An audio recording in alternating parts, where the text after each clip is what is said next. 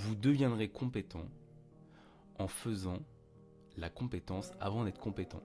Et ça, c'est une phrase que j'ai dit à l'un de mes clients qui se reconnaîtra, je ne vais pas dire qui c'est, qui hésitait justement à se lancer il y a peut-être même un an maintenant. À l'époque, c'était pas mon client en mentoring. Et c'est une phrase que je sais pas si elle est de moi, je sais pas si je l'ai déjà entendue ailleurs, donc on va pas dire que c'est de moi du coup. Mais en tout cas, c'est une phrase qui me parle bien. Parce que je sais qu'il y a beaucoup d'entre vous, beaucoup de personnes, peu importe le domaine, on va dire, que ce soit dans l'entrepreneuriat, on va dire, on va parler de ça plutôt parce que c'est forcément ce qui touche beaucoup d'entre vous qui m'écoutez. Mais je sais que c'est compliqué quelquefois de se lancer parce que on a l'impression qu'il nous faut toujours atteindre une nouvelle compétence avant d'être légitime pour se lancer et pour faire payer quelque chose. Mais il y a plusieurs choses qui sont à avoir en tête. Déjà, vous vous comparez tout le temps à des personnes qui sont beaucoup plus loin et qui, eux, se sont justement lancés avant d'être 100% compétents, qui leur ont amené du coup à avoir leurs premières expériences, qui les ont amenés par conséquent à devenir compétents. Et ça, c'est un point que beaucoup de personnes omettent. Ils pensent qu'il faut qu'ils se forment encore et encore, qu'ils achètent encore des formations, qu'ils prennent encore des consultations, etc. Et ça ne veut pas dire qu'il ne faut pas le faire. Ça veut juste dire qu'il faut le faire en parallèle du lancement. Que ce soit pour le coaching, que ce soit pour n'importe quel domaine, parce que le fait de se lancer le plus rapidement possible, et le fait justement de commencer l'action que vous voulez réaliser va vous emmener des compétences parce que vous allez être confronté à des choses sur le terrain, parce que vous allez être confronté justement à des clients, parce que vous allez être confronté à des situations que vous ne pourriez pas forcément apprendre, ou que même si vous l'appreniez dans une formation ou dans une consultation quelconque, vous n'auriez pas vécu de la même façon justement que du fait de l'être confronté. D'accord ? Donc ça, c'est un point qui est extrêmement important, je pense, à comprendre et à intérioriser. C'est vraiment lancez-vous le plus rapidement possible. Et je sais qu'il y a des personnes qui, des fois, vont peut-être vous conseiller d'attendre, d'attendre de faire cette formation-là, d'avoir cette compétence-là, d'attendre ce physique-là, si vous parlez dans le contexte du coaching. Mais si vous êtes passionné de quelque chose, si vous voulez vraiment mettre en place quelque chose, faites-le le plus rapidement possible. J'aurais jamais lancé mon service de mentoring si j'aurais pas pensé comme ça. Parce qu'on pourrait se dire que avant de lancer un service de mentoring, il faut faire 10 ans dans le coaching fitness pour justement se dire qu'on a atteint des compétences qui permettent à ce moment-là de devenir un bon mentor. Mais on peut pas devenir un bon mentor autrement que par du mentoring. Le mentoring en lui-même, c'est une nouvelle compétence que le coaching. C'est comme attendre d'avoir un bon physique avant d'être coach. Ça n'a rien à voir en réalité. C'est quelque chose supplémentaire qui forcément met en avant une certaine forme d'expérience, de pratique, mais ce n'est pas relié directement à votre capacité à être un bon coach. D'accord ? Vous connaissez certainement des bons coachs qui n'ont pas un physique incroyable et des mauvais coachs qui ont un physique incroyable. Ce n'est pas relié immédiatement. Ça favorise parce que ça sous-entend que vous avez une expérience de pratique, mais ce n'est pas relié immédiatement. Et ça, c'est un point qui est vraiment à comprendre. Vraiment, si vous voulez vous lancer en coaching, lancez-vous. Même si vous n'avez pas, même si vous estimez pas avoir un bon physique, vous pouvez continuer à vous entraîner en vous lançant en coaching et à avoir un meilleur physique au fil du temps et avoir de meilleures compétences de pratique du sport en même temps, d'accord ? Mais ça n'empêche que vous serez un meilleur coach ou un meilleur mentor ou un meilleur que sais-je, ça dépend de ce que vous voulez faire, en faisant la compétence en elle-même, d'accord ? C'est pas en faisant une autre compétence que vous allez devenir compétent, la compétence que vous voulez devenir compétent, à laquelle vous voulez devenir compétent, pardon. J'ai vraiment, faut le comprendre ça. Et j'ai l'impression qu'il y a peu de gens qui le comprennent, ils veulent faire d'autres choses avant de faire la chose en elle-même. D'accord ? Donc lancez-vous. Vous voulez faire du coaching en ligne ? Lancez-vous en coaching en ligne, faites pas autre chose. D'accord ? Faites la chose. J'ai l'impression qu'il y a beaucoup de personnes qui pensent que qui pensent que ils sont immortels. Vous avez peut-être 25 ans, alors moi j'ai 25 ans pour le coup, vous avez peut-être la vingtaine, allez disons 18, 20 ans, vous avez probablement fait un quart de votre vie. C'est pas pour vous foutre la pression et c'est pas pour vous démotiver ou vous déprimer même, mais c'est juste pour vous dire que ça passe très vite, d'accord ? Ça passe très vite. Il y a beaucoup de personnes qui se mettent justement à se dire bah vas-y je vais faire ça avant de me lancer. Je vais du coup avoir un taf avant de me lancer. Je vais commencer telle action avant de me lancer. Et en fait ils finissent par le faire pendant des années. Ils trouvent une situation, ils trouvent un conjoint, une conjointe. Hop, ils arrivent dans une situation du coup plus confortable où ils doivent payer des choses parce qu'ils n'ont pas profité du moment où ils pouvaient se lancer et où ils ont écouté justement des gens qui leur ont dit non attention, fais ça d'abord, lance-toi pas direct, sois safe. Non, sois pas safe, fais l'action la plus rapidement possible. Il n'y a pas à attendre 1000 ans avant de faire un truc que vous avez envie de faire. Sinon, vous allez vite être bloqué et vite vous retrouver justement au moment où vous allez en fait être dans des situations confortables et vous allez jamais bouger, et 10 ans seront passés, 15 ans, 20 ans seront passés. Combien de personnes font des tafs en attendant d'avoir un petit billet pour justement se lancer dans un truc qui leur font plaisir, et se retrouvent bloqués pendant 10 ans au même taf? Ils ne sont pas bloqués en réalité, c'est que mental, hein, mais c'est juste qu'ils se retrouvent justement à être dans une forme de confort, pas forcément au niveau du taf, mais au niveau de la vie qu'il y a autour, au niveau de leurs dépenses qu'ils ont autour, et du coup ils ne changent jamais et ils ne réalisent jamais leur rêve qui était du coup d'avoir un taf différent ou un objectif différent. Donc vraiment, lancez-vous le plus rapidement possible, soyez dans le stress, soyez dans la pression. Je sais qu'il y a beaucoup de personnes qui vont se dire ouais non, pas de pression, pas de stress, machin. Si, stressez, enfin vraiment, il y a du bon stress, il y a du mauvais stress, d'accord? Il y a du stress irrationnel et il y a du stress rationnel.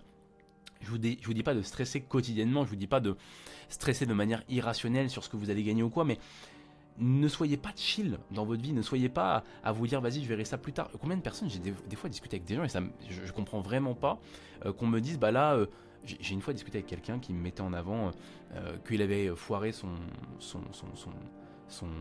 concours pour rentrer dans une étude, enfin dans un concours, dans un BPGEP je crois, c'était un truc comme ça, et il m'a dit bah du coup il le repasserai l'année prochaine et en attendant je vais faire autre chose.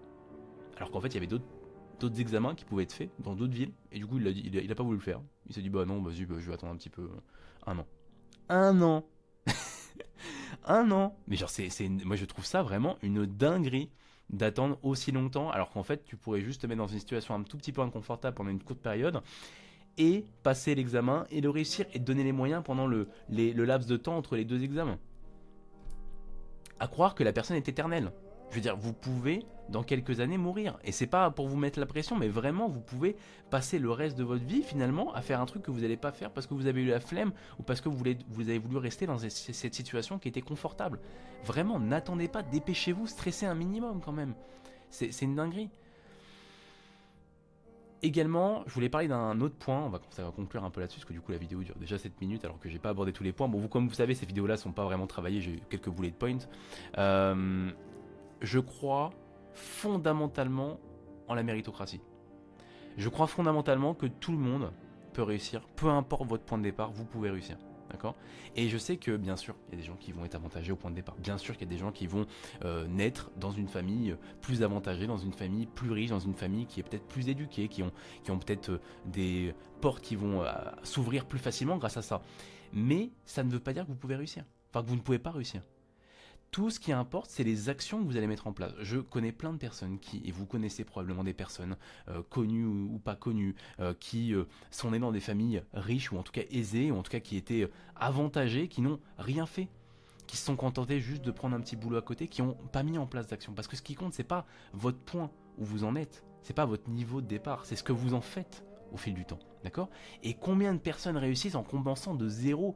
Et j'estime pas avoir réussi plus que d'autres personnes, mais j'estime avoir fait un petit bout de chemin sympa, et j'ai commencé de zéro. Rien ne me destinait, ne me prédestinait à être dans l'entrepreneuriat. J'ai des parents qui sont pas du tout entrepreneurs, qui sont, on pourrait qualifier, on va dire, d'ouvriers.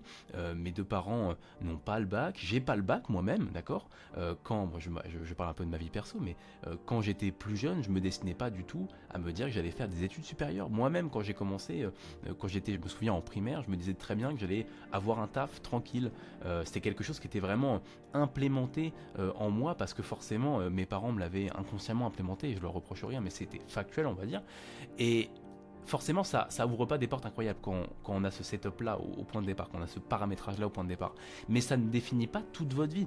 Ce qui définit toute votre vie, c'est les choix que vous allez faire au fil du temps. C'est ce que vous allez choisir, qui vous allez choisir d'écouter quand vous allez avoir 18 ans. Quelle formation est-ce que vous allez choisir de faire au fil du temps? Moi, j'ai commencé, où j'étais travailleur social quand j'avais 18-19 ans.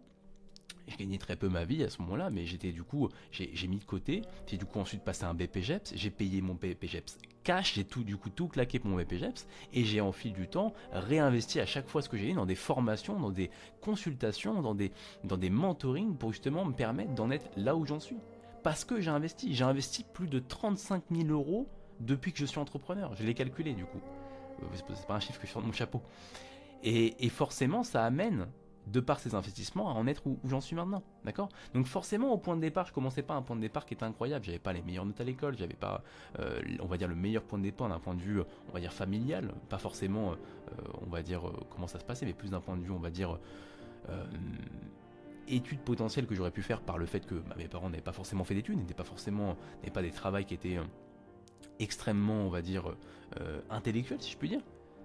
Et du coup, ça aurait pu m'amener à suivre le même chemin, et pourtant je ne l'ai pas suivi.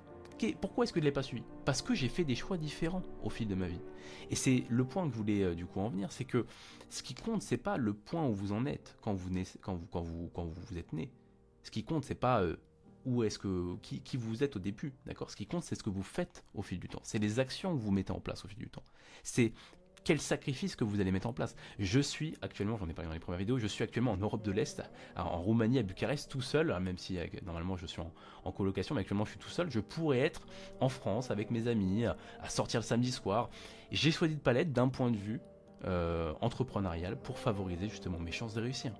J'aurais pu ne pas faire ce sacrifice-là. J'aurais pu rester en France. J'aurais pu continuer à vivre ma vie pépère et à du coup faire grossir mon business de manière moins importante. Pas entreprendre autant de choses, pas sacrifier autant de choses. Et j'ai pas choisi de faire ça. C'était encore une fois un choix qui m'a amené à cette conséquence positive actuelle. D'accord? Vous devez vraiment comprendre que tous vos choix ont des conséquences positives ou négatives. Tous, sans aucune exception. Ne pas vous lever le matin, snoozer, et ça du coup c'est un truc que moi-même je fais, c'est mon défaut à moi on va dire. Tout ça, c'est des choses qui vous amènent à avoir une vie beaucoup plus compliquée derrière, que ça soit d'un point de vue quotidien et même d'un point de vue annuel si je puis dire. Si vous choisissez de ne pas investir au bon moment, vous allez avoir une vie compliquée par-dessus, ou pas. Ça va dépendre des actions que vous faites en lien avec l'investissement. Bref, contentez-vous de mettre en place les bonnes actions, peu importe votre point de départ. C'était tout pour moi aujourd'hui, j'espère que la vidéo vous aura plu et on se dit à très vite.